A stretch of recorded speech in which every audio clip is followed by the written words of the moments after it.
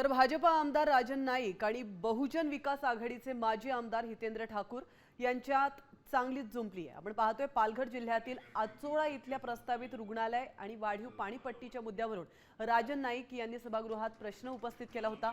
यावरून आक्रमक होत हितेंद्र ठाकूर यांनी नाईकांना जोरदार प्रत्युत्तर देत एक इशारा दिलाय। नेमकं काय घडलं आपण पाहूया। कोणीच उघडायला लावू नका आणि मी तर उघडलं तोंड तर विचारेल पाणीपट्टी जीबीनी करायची, मग पाणीपट्टी वाढ झाली त्यावेळी आमदार कोण होता इकडूनचा? त्यावेळी बॉडी होती का? त्यावेळी तुम्ही काय करत होते? मग टीका करण्याकरता जर तुम्ही सरसावले तर माझ्या हाताची घडी नेहमीच वरती असते।